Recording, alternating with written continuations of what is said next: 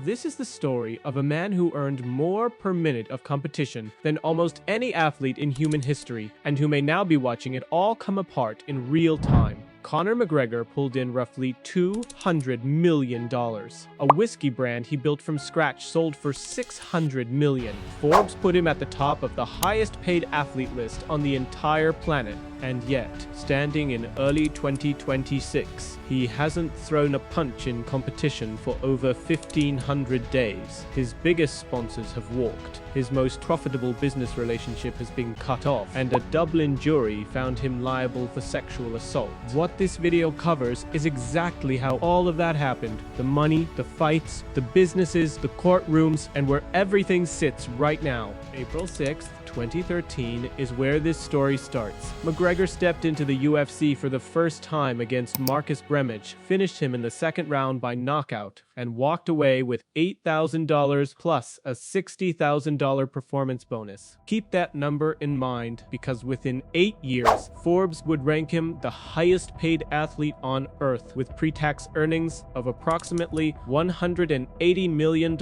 in a single calendar year, from $68,000 to $180 million. That distance is one of the steepest financial climbs in the history of professional sport. After that debut, McGregor stayed unbeaten through 2014, building something that most fighters never build: the ability to sell a fight before a single punch landed. By July 2015, he beat Chad Mendes for the interim UFC featherweight title, and 5 months after that, in December 2015, he knocked out Jose Aldo in 13 seconds to take the undisputed featherweight championship of the world. That night made him a global name, but the night that made him a global brand came a year later. November 2016, UFC 205. McGregor knocked out Eddie Alvarez, collected approximately $6.8 million in disclosed purse money, and became the first fighter in UFC history to hold 2 divisional titles at the same time, featherweight and lightweight simultaneously. No one had done it before. The UFC had its biggest star, and McGregor had something more useful than a title belt. He had leverage. Nothing in McGregor's fighting career generated more money than one boxing match against a man who had already retired, and that match lasted 10 rounds before it was stopped. August 26, 2017. Las Vegas. McGregor stepped through the ropes to face Floyd Mayweather and lost by TKO in the 10th round. The disclosed fight purse was $30 million. McGregor later claimed his total take, once pay-per-view revenue, gate receipts, and sponsorship income were folded in, came closer to $100 million. That's his own accounting, and the verified figure on record is $30 million in guaranteed money. But even at $30 million for one night, the word transformational barely covers it.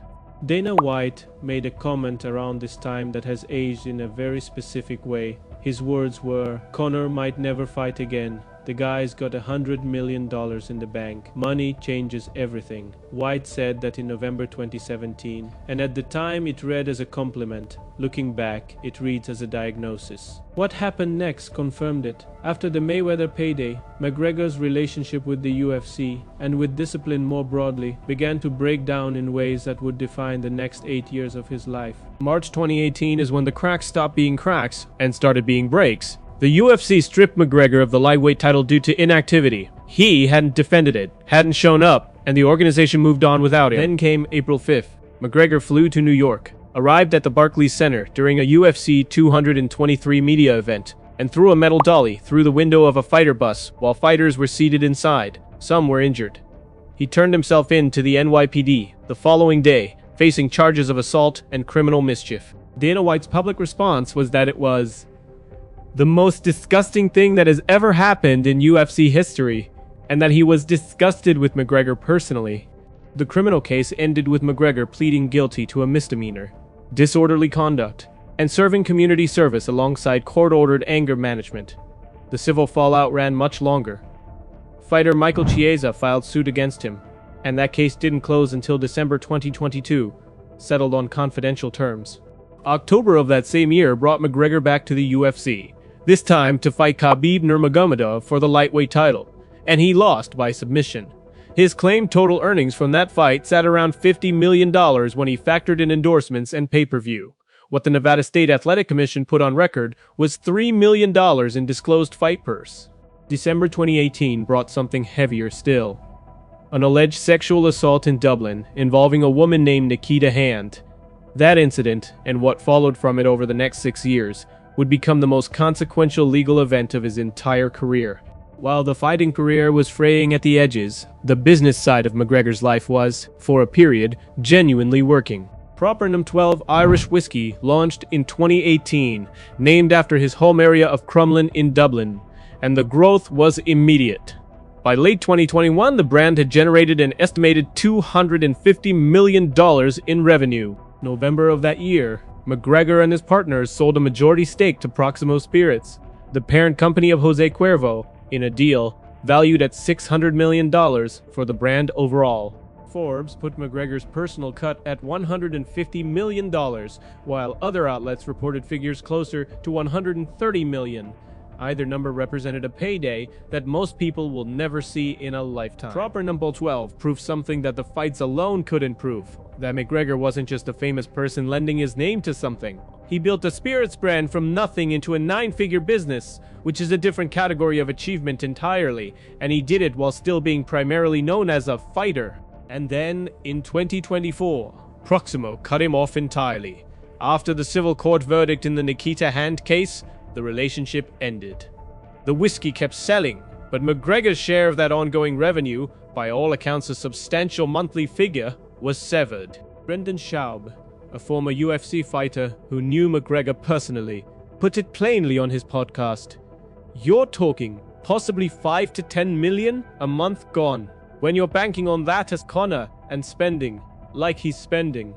After the Khabib loss in October 2018, McGregor went quiet for over a year, and when he came back, it briefly looked like the old version of him had returned. January 18th, 2020, UFC 246, Donald Cowboy Cerrone across the octagon, and 40 seconds later, the fight was over by TKO. McGregor's reported purse was around $3 million, and the performance looked like a statement. What came next erased that statement entirely. In 2021, Dustin Poirier ended any conversation about a comeback with 2 fights inside 6 months. January 23rd, McGregor lost by second round TKO. They rematched at UFC 264 on July 10th, and in the closing seconds of round 1, McGregor's left tibia snapped. The fight stopped by doctor's decision. Poirier declared the winner, and those turned out to be the 3rd and 4th losses of McGregor's UFC career, and the last time he competed professionally. Over 1,500 days have passed since July 10th, 2021. The leg required surgery and a long rehabilitation period, and by the time the physical recovery was reasonably complete, a different problem had taken its place. One that would keep him away from the sport even after his body healed. December 9th, 2018, the same year as the bus attack, the same year as the Khabib fight, Nikita Hand, a Dublin bartender, accused McGregor of raping her. Criminal prosecutors looked at the evidence and concluded it was insufficient to bring charges, so no criminal case was filed. Hand chose instead to pursue a civil lawsuit, and that case ran for 6 years. November 22nd, 2024, a Dublin jury found McGregor liable for severely injuring and assaulting Nikita Hand. The damages ordered came to approximately €248,000, roughly $285,000. Hand testified during the trial that the assault left her heavily bruised and suffering from PTSD. July 31st, 2025. The appeal failed. The Irish court upheld the original judgment, and with legal costs of approximately €1.3 million added on top, the total liability reached around €1.55 million.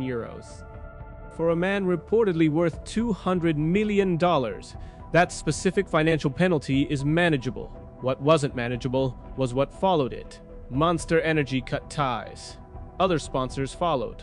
Proximo ended the proper number 12 arrangement. The court-ordered damages were one number.